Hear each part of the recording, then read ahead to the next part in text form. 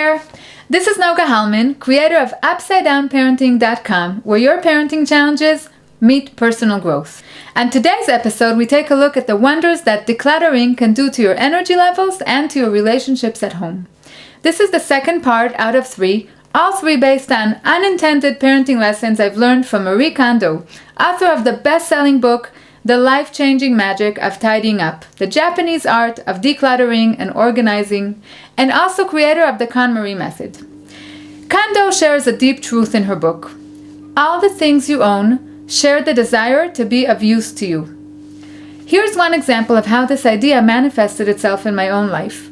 My husband brings home vases that he's crafted in the ceramic studio.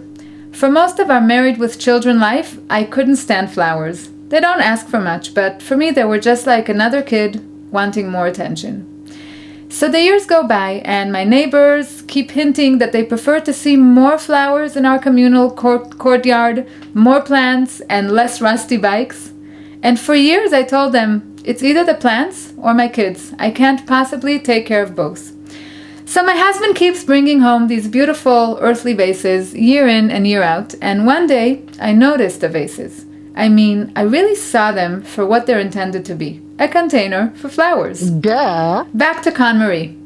All the things you own share the desire to be of use to you.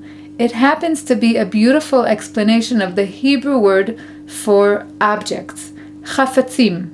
Listen to the sound of this word. Chafatzim. Almost identical to the Hebrew word for wanting. Chafetzim. And that's because objects really want something. They want to be used and appreciated. They're not just sitting there. They may wait patiently like my husband's flower vases, but they'll get their attention out of you and they'll suck your energy first if they have to, like a vacuum, until you either hand them down or place them in the garbage bin or assist them in performing their role. Yes, our objects will object until we get it. And luckily for my neighbors, my story has a good ending. It took time, but one day I couldn't stand the emptiness of the vases, and flowers have become an item on our shopping list ever since, as well as plants for the courtyard. If this isn't enough to convince you to take a hard look at your possessions and whether you actually need them or not, maybe just the thought of living in a more functional space will do it for you. Consider this.